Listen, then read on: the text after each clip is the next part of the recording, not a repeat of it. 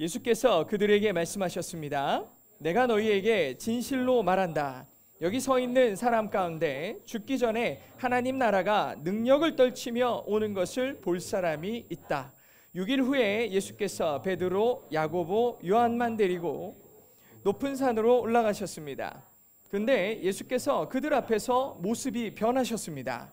예수의 옷은 이 세상 그 누구도 더 이상 희게할 수 없을 만큼 새하얗고 광채가 났습니다. 그리고 거기에 엘리야가 모세와 함께 그들 앞에 나타나 예수와 이야기를 나누었습니다. 베드로가 예수께 말했습니다. 주여, 우리가 여기 있는 것이 좋겠습니다. 우리가 초막 3개를 만들어 하나에는 주를, 하나에는 모세를, 하나에는 엘리야를 모시도록 하겠습니다. 모두들 몹시 두려웠기 때문에 베드로는 무슨 말을 해야 좋을지 몰라 이렇게 말했습니다. 그때 구름이 나타나 그들 위를 덮더니 구름 속에서 소리가 들려왔습니다. 이는 내 사랑하는 아들이다. 그의 말을 들으라. 그 순간 그들은 주위를 살펴보았습니다. 그러나 그때는 이미 아무도 보이지 않고 오직 예수만 그들과 함께 계셨습니다. 산을 내려오시면서 예수께서 제자들에게 단단히 일러두셨습니다. 인자가 죽은 사람 가운데서 살아날 때까지는 지금 본 것을 아무에게도 말하지 마라.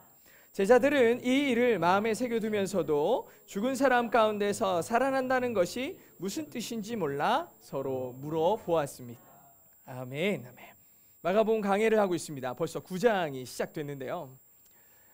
오늘은 확신이 필요하니? 라는 말씀의 제목으로 함께 은혜를 나누도록 하겠습니다. 확신이 필요하니? 계속 의문문으로 만들어진 그런 제목들인데요. 지난주에도 이래도 크리스찬이 될래? 라고 물어보시는 도전적인 질문 앞에 우리가 서지 않았습니까? 지금 여기 있는 우리는 모두 이 질문에 예스라고 외친 사람들입니다. 그러니까 교회에 나와 있고 예수를 믿겠다고 작정한 사람들이죠. 예수님을 믿기로 따르기로 결심한 사람들이 그리스도인입니다. 예수님은 제자들의 결단에 앞서 좀 더 원론적인 질문을 먼저 던지셨어요. 너희들은 나를 누구라고 생각하니? 라고 물어보셨어요. 우리는 도대체 예수님이 누구고 어떤 분이라고 생각하기에 이렇게 주일마다 그 이름을 노래하고 그 이름으로 기도하고 그 이름을 통해서 간구하며 주의 말씀을 듣는 걸까?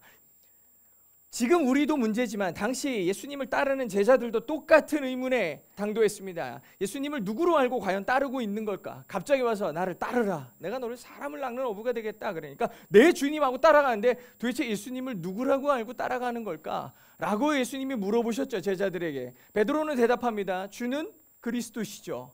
정답이죠. 정답입니다. 주님은 그리스도입니다.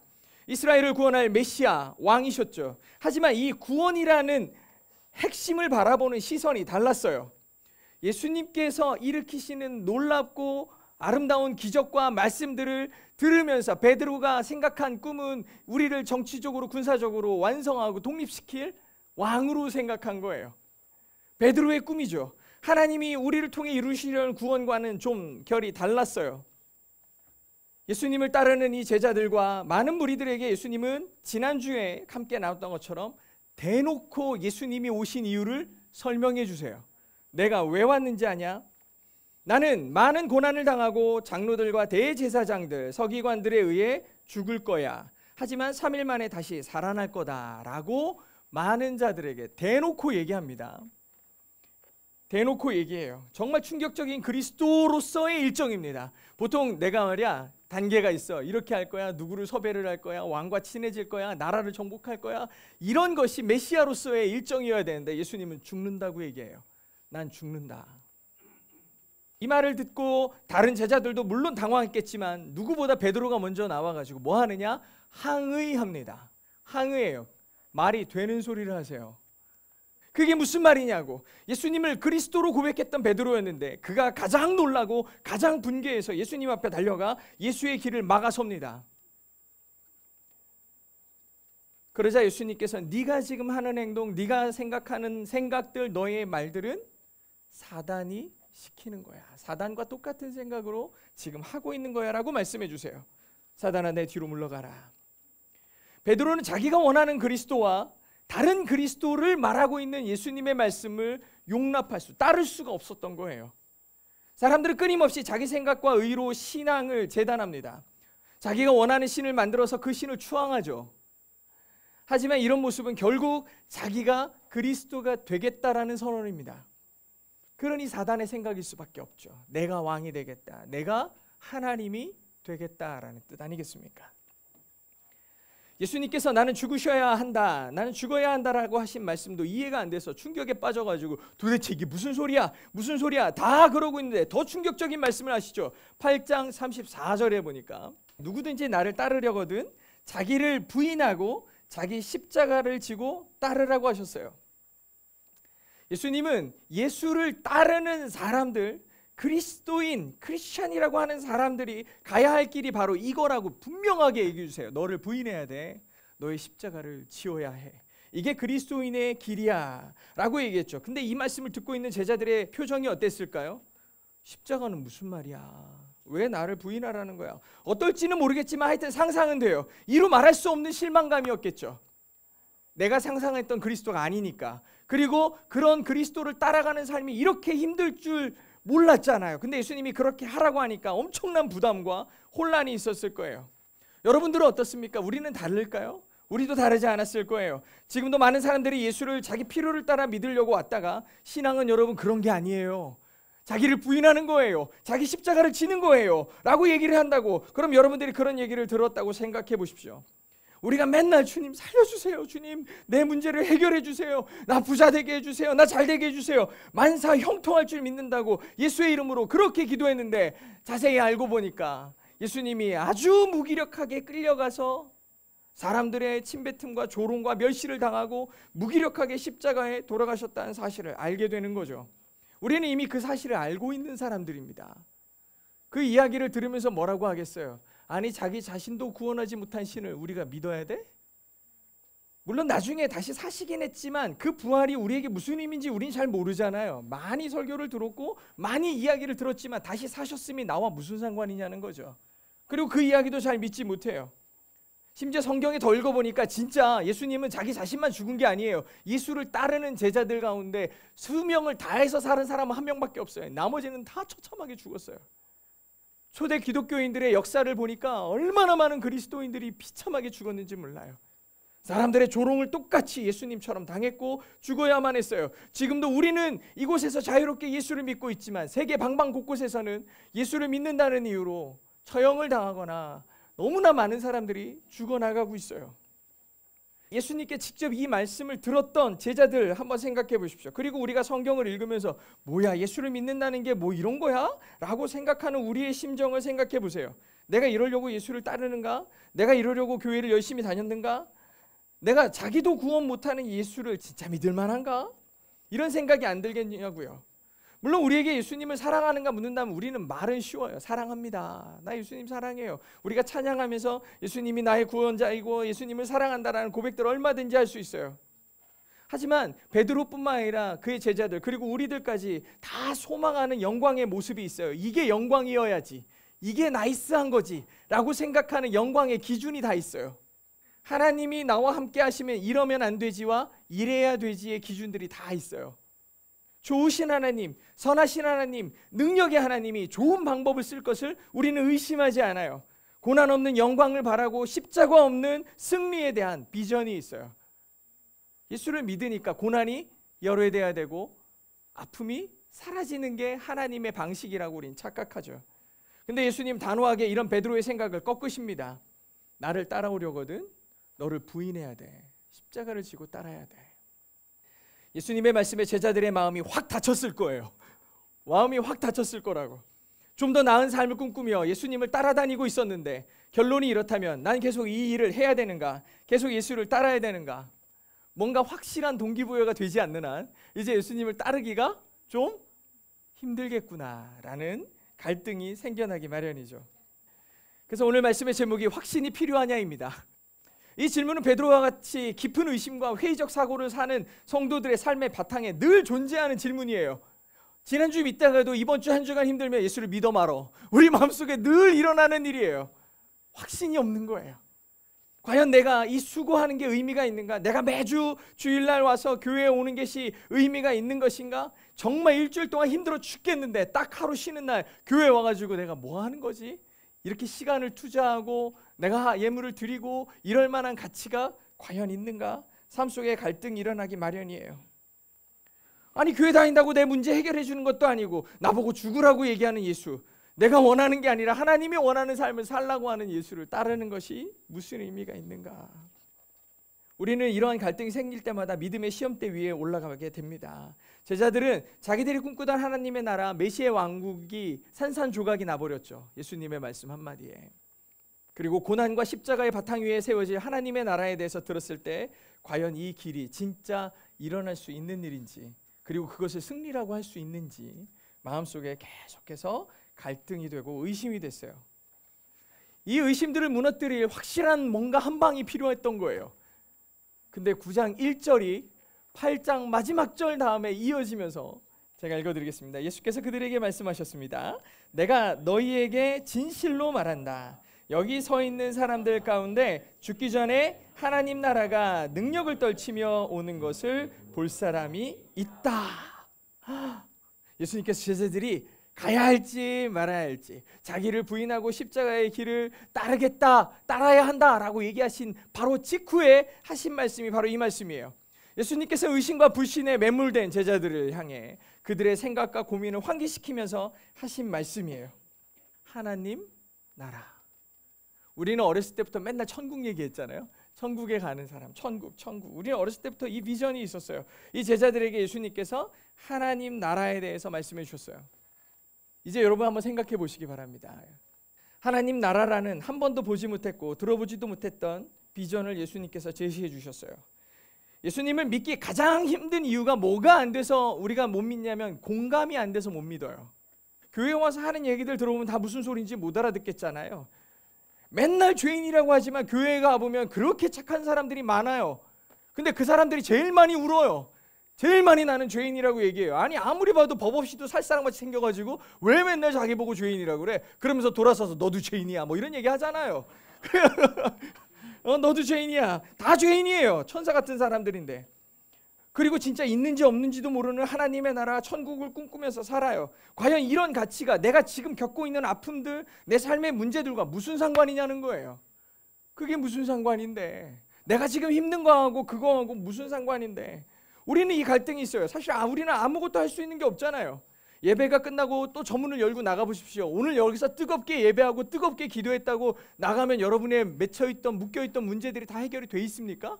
아니요, 똑같아요. 나가보십시오. 똑같이 문제는 그대로고 하나도 변한 게 없는 게 세상이에요. 그걸 현실이라고 그러죠.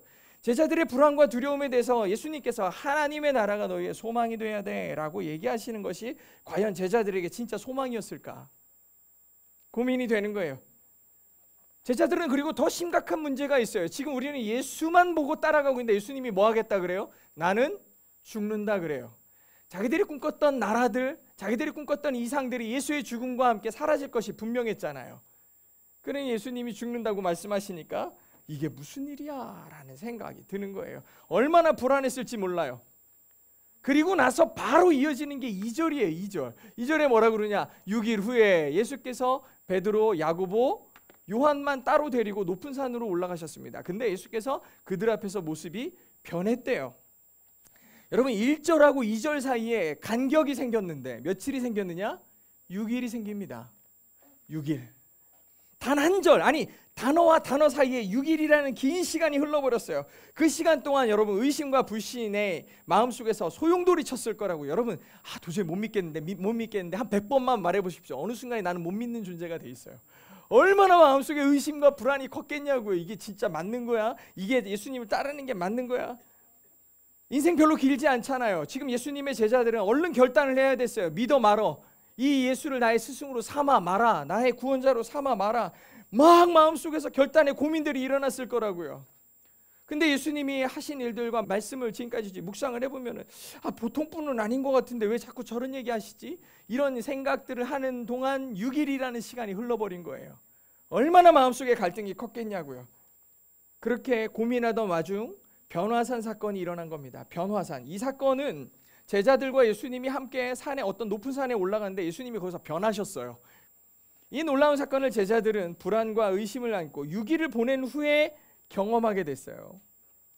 그 6일 동안 무슨 일이 있었는지 기록되어 있지 않아요. 예수님께서 말씀하시기 전에는 자기들이 왕국을 만들고 있었지만 예수님의 말씀을 듣고 자기들의 왕국이 무너져 내렸던 그 실망과 낙심의 6일을 보내고 있었던 중이에요. 불안한 마음의 6일이었어요. 의심의 마음의 6일이었어요. 이 시간 동안 제자들은 예수님의 고난 예고와 하나님 나라라는 약속 사이에서 갈등했을 것입니다. 예수님이 죽는다는데 하나님의 나라가 올 것인가? 뭔가 확실한 게 있었으면 좋겠다. 그럴 때 예수님이 베드로와 야고보와 요한을 데리고 산에 올라가셔서 변화가 됐어요. 그럼 여러분 무슨 변화가 일어났을까요? 갑자기 예수님이 뭘로 변하셨을까? 생각해보니까 3절에 예수님의 옷은 이 세상 그 누구도 더 이게 할 수 없을 만큼, 즉 아무리 잘 빠는 사람, 빨래를 잘하는 우리 어머니도 저렇게 하얗게 만들 수 없는 거예요. 저렇게 옷에서 하얗고 광채가 났대요. 우리는 별로 감동할 수 없을 수도 있어요. 그렇지만 이 구약적인 배경을 갖고 있는 사람이 이 장면이 엄청 놀라운 장면이에요. 왜냐하면 모세가 하나님으로부터 2개의 돌판을, 하나님의 약속을 받은 그 돌판을 들고 그 시내산에서 내려올 때 사람들이 모세를 얼굴을 못 봤어요. 그래가지고 수건으로 얼굴을 가릴 정도였거든요. 하나님의 광채가 모세를 통해 드러나고 있었던 거예요. 근데 이 유대인이었던 이 예수님의 제자들은 이 장면을 보자마자 그 생각이 탁 떠오른 거예요. 하나님이 일하고 계시는구나. 심지어 예수 그리스도가 하나님일지도 모른다라는 생각이 났어요. 얼굴이 아니라 그 옷이 광채가 나고 빛나고 있을 정도였어요. 아주 충격적인 장면이에요. 제자들에게는 이게 그래서 아주 놀랍고 자기가 의심하고 불안해하던 것으로부터 확정으로 이어지기 시작하는 시작점이 될 수 있는 예수님의 변화였던 거죠. 이 하나님의 영광의 광채를 이 제자들이 보고 있었어요. 여러분, 교회에서 아주 자주 사용하는 말 가운데 이런 말이 있어요. Already but not yet이라고, 이미 하지만 아직. 이 모순이 되는 말이죠. already는 이미 이루어진 거고 not yet은 아직 되지 않은 일이에요. 근데 이 모습을 우리는 하나님 나라에 대해서 표현하고 있어요. 이게 무슨 뜻이냐? 온 세상의 창조주이시고 온 땅의 주인 되시고 왕이신 하나님이 이미 이 땅에 오셔서 제자들 곁에 계신 거예요. 하나님의 나라는 예수 그리스도를 통해 이미 뭐 한 거예요? 시작된 거예요. 이미 시작됐어요. 마치 우리가 어떤 땅을 사고 거기다 땅을 파고 벽돌을 놓기 시작함으로 인해서 건축이 시작됐어요. 거기에는 집이 세워질 거예요. 하지만 아직 완성되지는 않은 상태처럼 이미 그곳에 하나님의 나라가 시작됐지만 아직 완성되지는 않았다라는 뜻으로 우리는 하나님의 나라를 지금 현재 시점에서 already but not yet이라는 표현을 씁니다. 예수님께서 이 제자들이 너무 예수님의 말씀을 듣고 마음속에 불안해하고 두려워하고 의심하기 시작하니까 예수님께서는 이 모습을 통해, 예수님의 변화된 모습을 통해서 이 모습을 보여주신 거예요. 내가 누구인지, 예수님이 누구신지, 그리고 무슨 일이 일어날 건지에 대해서 보여주고 계셨어요. 예수님께서 십자가에 죽으시고 부활하셔서 하나님 나라에 계실 모습을 미리 보여주신 거예요. 예수님께서 진짜 하나님의 모습을 가지셨기에 그 광채가 나는 것이고, 너희들이 알지 못했지만 예수님은 오시기 전에 이미 그런 분이셨고, 그리고 모든 역사가 이루어진 다음에 다시 돌아가셔서 그가 가지실 모습도 이 모습이야를 예수님은 제자들에게 미리 보여주셨어요. 예수님이 십자가에 죽으시고 부활하셔서 하나님 나라에 계실 모습을 보여주시는 장면이 바로 이 변화산에서 일어난 거예요. 이 모습은 제자들에게 예수님의 정체성뿐만 아니라 예수님의 사역이 온전한 완성을 이룰 것을 예표하신 거예요. 보여주셨어요. 제자들은 이제부터 고난당하실 예수님과 영광의 자리에 앉으실 분이 동일한 분임을 희미하게나마 알기 시작했어요. 지금 우리와 내 곁에서 이제 곧 죽으시고 고통당하실 예수 그리스도와 하나님 나라의 영광을 가지신 그 하나님이 동일하신 분임을 지금 현장에서 보고 있는 거예요. 얼마나 이해했을지는 모르지만 예수님은 제자들에게 그 모습을 보여주셨어요. 그래서 여기에 예수님만 그냥 그렇게 변화되는 게 아니라 아주 중요한 두 사람이 등장을 합니다. 4절, 그리고 거기에 엘리야가 그리고 모세와 함께 그들 앞에 나타나 예수와 이야기를 나누었습니다. 이거 아주 옛날 사람이에요. 아주 옛날 사람이에요. 모세는 이스라엘 옛날 사람이고, 그 다음에 엘리야도 한참 전 사람이에요. 근데 그 사람들이 갑자기 나와가지고 예수님과 이야기를 나누기 시작하는 거예요. 여러분, 이 두 사람은 굉장히 상징적인 사람이에요. 모세는 하나님의 율법을 받은 사람이에요. 모세는 율법입니다. 엘리야는 누굽니까? 아주 능력 있는 선지자예요. 그런데 이 사람의 능력이 중요한 게 아니라 이 구약의 선지자 중에 말라기 선지자가 하나님께서 이 땅에 메시아를 보내기 전에 먼저 예비한 사람을 하나 보내겠다라고 하는데 그 사람이 누구냐? 엘리야예요. 말라기서 4장에 보면 보라, 그 크고 무서운 여호와의 날이 오기 전에 내가 너희에게 예언자 엘리야를 보낼 것이다. 아멘. 여호와의 날, 즉 하나님의 날, 이게 결정적인 순간을 의미하거든요. 이 유대인들이 항상 꿈꾸는 게 그게 하나님의 날이에요. 하나님의 날, 하나님의 뜻이 이루어지는 그날이 오기 전에 내가 너희에게 엘리야를 보내리라 라고 얘기하고 계세요. 그래서 이 유대인들이었던 예수님의 제자들 앞에, 예수님 앞에 율법을 상징하는 모세와 그리고 하나님의 예언의 성취를 의미하는 엘리야, 이 두 사람이 예수님과 이야기하는 장면이 등장한 겁니다. 이 놀라운 광경을 지켜보던 베드로가 무슨 생각이 들었는지 갑자기 이런 말을 해요. 베드로가 예수께 말했습니다. 주여, 우리가 여기 있는 게 너무 좋습니다. 이게 옛날 성경에 여기가 좋사오니 이런 표현 많이 쓰잖아요. 지금 여기 너무 좋은데요. 여기다 초막을 3개를 만들어서 하나는 주님, 하나는 모세, 하나는 엘리야를 위해 제가 만들게요 라고 얘기해요. 초막은 성전입니다. 사람은 다 이런 식이에요. 물론 놀라운 광경을 봤으니까 기념하고 싶은 마음을 이해하지 못하는 건 아니지만 사람은 항상 이런 마음이 듭니다. 좋아, 여기가 딱 좋아, 딱 이 상태면 좋겠어 라고 얘기해요.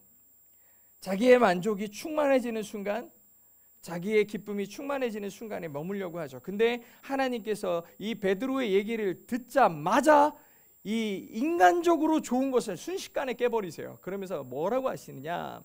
그때 구름이 나타나 그들 위를 덮더니 구름 속에서 소리가 들려왔습니다.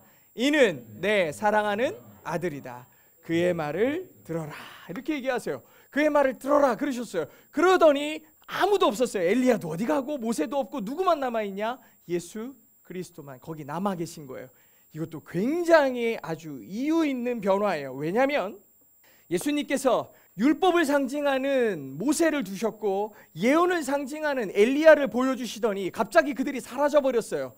이스라엘 사람들은 지금까지는 뭘로 살았느냐? 율법으로 살았어요. 하나님의 예언을 이루어지기를 소망하면서 살았던 거예요.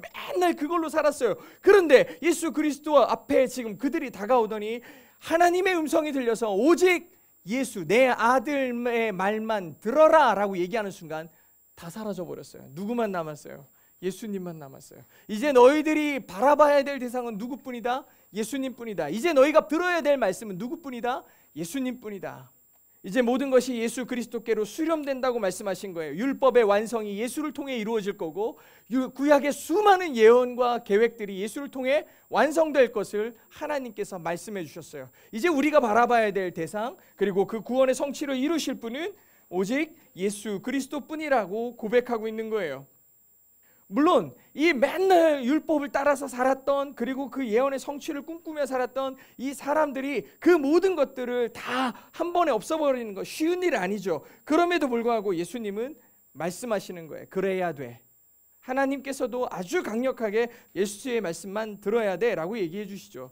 우리도 세상 속에 살고 있으니까 세상의 방법, 세상의 이치들을 벗어나기가 쉽지 않아요. 거스르는 게 쉽지 않죠. 그것들을 다 애써 무시하고 예수만 따르겠다 얘기하는 거 쉽지 않아요. 그럼에도 불구하고 하나님의 말씀은 주의 음성을 들어라, 주의 말씀을 따르라고 얘기해요. 오직 이 변화만이 하나님 나라를 볼 수 있는 열쇠라고 얘기하고 있는 거예요. 우리가 이 변화를 바탕에 두지 않으면 우린 주님을 만날 수가 없고 하나님의 나라를 아무리 얘기해도 듣지를 못하게 되는 거예요. 오직 예수님만이 메시아고 구원자라는 사실을 깨달을 수 있는 가장 그 기초가 되는 근본이 바로 이 여기에 있어요. 내 모든 생각들, 내 모든 것들이 예수 그리스도의 말씀으로 예수님으로 살게 되는 것이 그 다음에야 하나님의 말씀이 말씀으로 들리고 변화의 동력이 되는 거예요. 우리는 모두 인간적인 구습에 사로잡혀 있어요. 나 자신, 나의 필요, 나의 의 이렇게 시작된 삶의 관점이 예수님과 예수님의 말씀을 통해 이해되고 그를 통해 바라보게 되는 관점으로 바뀌어야 돼요. 맨날 내 생각이 중요하고 나의 의가 중요하고 이러던 사람이 예수님의 뜻이 무엇인지 하나님의 의미, 하나님께서 원하시는 건 무엇인지를 고민하는 인생으로 바뀌는 거죠. 내 세계관이 그리스도의 세계관으로 바뀌는 걸 의미하는 거예요. 하나님 나라에 대한 확신은 우리의 선입견과 세상의 지식과의 충돌로부터 시작되는 거예요. 우리가 예수 그리스도를 믿는다고 해서 성경책을 제일 먼저 딱 펴가지고 1장 1절을 피면 우리가 도저히 믿을 수 없는 말씀으로 시작되죠. 태초에 하나님이 천지를 창조하셨대요. 여러분, 우리가 예수를 믿게 만들려면 1장 1절부터 그럴듯하고 위로가 되고 이런 좋은 말씀이 써 있어야 되는 거예요. 그런데 성경을 펴서 제일 먼저 읽는 말씀이 믿을 수 없는 말씀이잖아요. 성경은 도대체 왜 좋은 말들 다 내비두고 도저히 믿을 수 없는 이 말로 시작하는가? 왜 이 중요한 책의 시작이 믿을 수 없는 얘기인가? 우리가 예수님의 말씀을 따른다는 것은 이 충돌에서부터 하나님의 말씀에 나의 삶의 중심을 두겠다는 결정이 시작될 때에야 그 1장 1절을 넘어선 1장 2절부터의 말씀이, 그리고 이 책 끝까지 요한계시록의 말씀이 내 삶의 변화의 동력이 되는 거예요. 아니, 시작을 못하고 나서 다른 걸 아무리 읽어봤자 무슨 소용이냐고. 예수님께서는 우리 인생의 결단을 얘기하는 거예요. 변화되어라.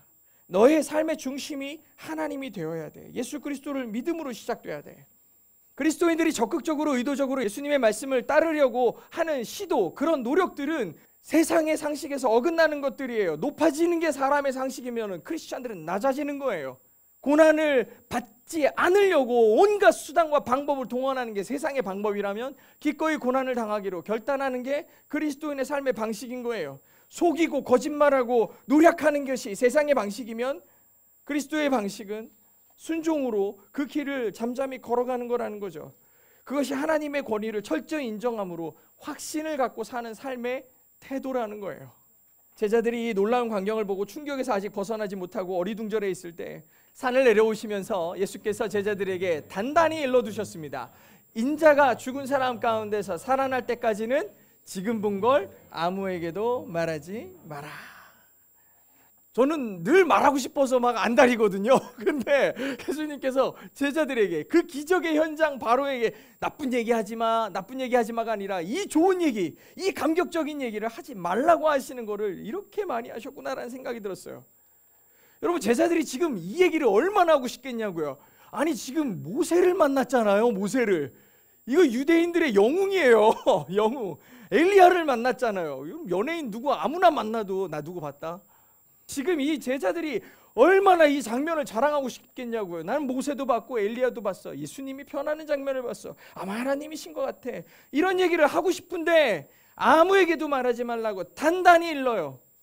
근데 다른 앞에 거하고 조금 다른 부분이 하나 있는데 여기서는 전제를 걸으셨죠. 인자가, 즉 내가 죽은 사람 가운데서 살아날 때까지 지금 본 걸 아무에게도 얘기하지 마라. 그래요. 그럼 예수님이 부활하신 다음에는 뭐 해도 된다? 그때 얘기해라. 그때 얘기해. 이렇게 얘기하시는 거예요. 그런 다음에 얘기하라는 거. 왜 그랬을까? 여전히 제자들이 이 변화산에서 본 이 장면이 무슨 뜻인지 모르고 있는 거예요. 신기하긴 하지. 신기하긴 하죠. 못 보던 사람을 보고 예수님이 신기하게 변했으니까 신기하긴 한데 이게 무슨 뜻인지 모르는 거예요. 결국에 이 사람들이 뛰쳐내려가 가지고 자랑하고 얘기할 것들은 다 껍데기뿐인 거예요. 나 모세 봤다.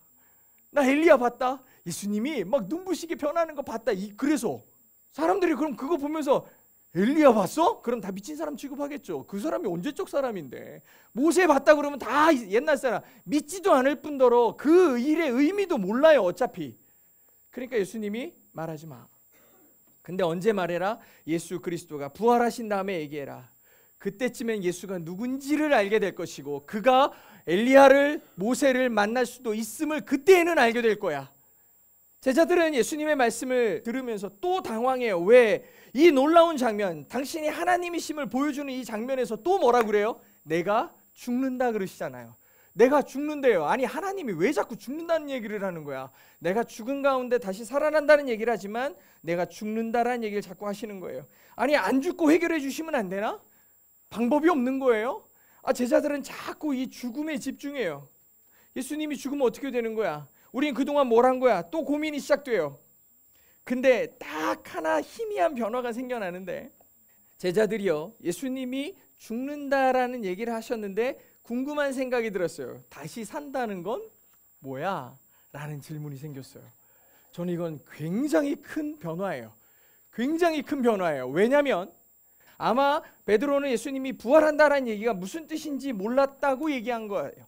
아니, 죽은 자가 살아나는 게 상식적이지 않잖아요. 그러니까 다시 살아난다는 말을 몰랐기 때문에 예수님의 죽음에만 집중하는 거예요. 죽는 건 많이 봤으니까. 예수님이 죽는 얘기는 들었지만 그가 다시 산다는 얘기는 무슨 뜻인지 상상도 못하는 일이었다는 거죠. 근데 오늘 이 말씀을 또 하시니까 제자들이 아, 예수님이 부활하시는구나를 생각을 했어요. 여러분, 이건 정말 중요한 인사이트예요. 왜냐하면 여러분들은 지금 이 성경을 읽고 예수님께서 죽은 지 3일 만에 다시 살아나셨다는 얘기를 다 알아요. 팩트로 알아요. 성경에 기록되어 있으니까. 하지만 믿으십니까? 여러분, 사람들 앞에 가가지고 정말 크리스찬들을 조롱하고 이런 사람들 가운데는 그런 거 물어보는 사람이 있어. 너 예수가 죽었다가 다시 살아났다는 거 믿어? 여러분들은 믿음으로 고백하십니까? 나는 확실히 믿어. 난 예수 그리스도께서 죽으시고 3일 만에 다시 살아나셔서 우리의 소망이 되신 것을 나는 확실히 믿어. 전혀 의심하지 않아라고 여러분 얘기할 자신이 있습니까? 저는 그런 성도들이라고 저는 분명히 믿어요. 성경에 기록되어 있다 하더라도 믿지 못하는 사람들이 수두룩해요. 예수님께서 죽는 것까지는 알겠는데 죽은 자들에서 살아난다는 건 무슨 뜻이야? 이렇게 궁금한 마음이 들었다고 성경에 써 있어요. 자기들끼리 물어봐요. 예수님 저게 무슨 말이야? 살아났다는 게 무슨 뜻이야? 이렇게 궁금하면 뭐 하면 돼? 궁금하면 예수님한테 물어보면 되잖아요. 예수님, 다시 살아나는 게 무슨 뜻입니까? 물어볼 만하잖아요. 근데 뭐라고 물어봐요? 왜 율법학자들은 엘리야가 먼저 와야 된다고 말했습니까? 라고 물어보는 거예요. 이게 말라기가 구약 선지자 마지막 그리고 요 중간기를 지나기 바로 직전에 읽었던 이 말라기서에 들었던 그 엘리야가 먼저 와야 된다라는 얘기를 물어봐요. 왜냐하면 엘리야가 온 다음에야 이 메시아가 오는 게 확실하잖아요. 그러니까 예수님이 오셨다라는 얘기를 묻기가 좀 그러니까 엘리야를 먼저 물어보는 거예요. 왜 엘리야가 먼저 와야 된대요? 라고 얘기를 했어요. 근데 엘리야가 왔나? 생각해보니까 예수님이 세례 요한이 엘리야임을 알려주세요. 세례 요한은 이 땅에 와서 죄를 지적합니다. 너희들 다 죄인이야. 너희들 다 죄인이야. 그래서 한 일이 뭐냐? 세례를 줍니다. 사람들이 세례를 받음으로 죄를 씻음을 받는 거예요. 요한은 광야에서 외치는 자의 소리가 돼서 수없이 많은 사람들에게 죄로부터 돌아올 것을 선포하면서 다녔어요. 근데 내가 너희들 물로 씻어주는 거 이거 아무것도 아니다. 나 다음에 오시는 분은 너희들을 불로 세례를 줄 거야 라고 얘기하면서 다시 오실 분, 자기 다음에 오실 분에 대한 예언을 끊임없이 하죠. 즉 요한이 한 일은 뭐냐? 죄를 지적하고 다녔어요. 세상이 죄로 가득해. 너희들은 죄로 가득해. 이렇게 얘기를 하고 다녔어요. 사람들은 다 무슨 생각을 했겠어요? 아, 우리가 더럽구나. 우리가 죄로 가득하구나. 그래서 어쩌라고 그러겠죠. 나만 더럽니? 너도 더럽잖아. 세상이 다 악하잖아. 이런 얘기들을 하고 있는 거예요. 근데 요한은 왜 이런 얘기를 하고 다녔을까요?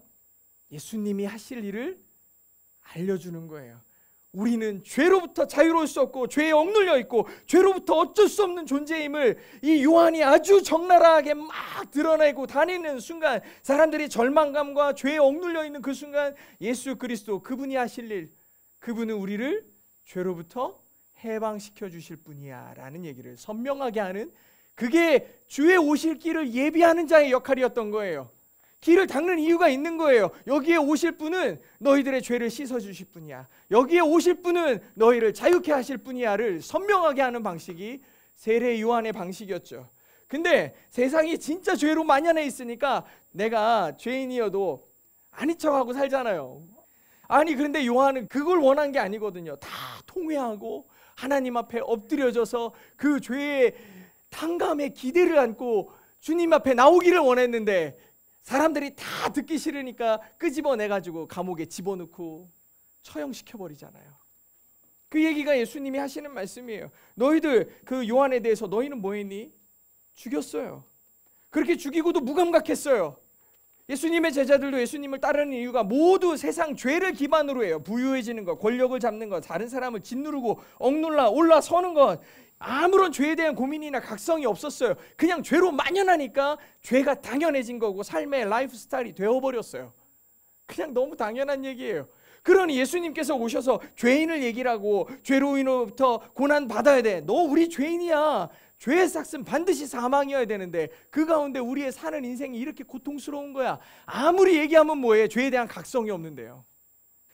신앙생활을 하면서 성경에 없는 것들을 기대하는 사람들이 수두룩해요. 하나님이 세상의 주인이고 온 우주 만물의 능력자이시니 하나님만 잘 섬기면 거기서 떨어지는 작은 부스러기로도 내 배는 배불러가지고 터질 정도로 큰 은혜를 누릴 수 있을 거야. 이런 생각들을 하고 살아요. 아니 하나님이 능력이 없으신데 이거 하나 못 해주겠어? 저거 하나 못 해주겠어?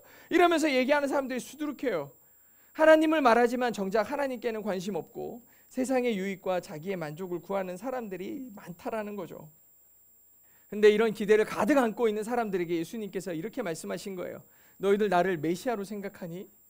너희들 나를 그리스도로 생각하니? 맞다, 내가 그리스도다. 그러면서 마지막 하신 말씀이 뭐예요? 너희가 나의 부활을 보기 전에는, 너희가 나의 부활을 믿기 전에는 내가 너의 메시아가 될 수 없다예요. 즉 예수님께서 메시아가 되기 위해서는 그리스도의 부활을 반드시 믿고 보는 경험이 필요한 거예요.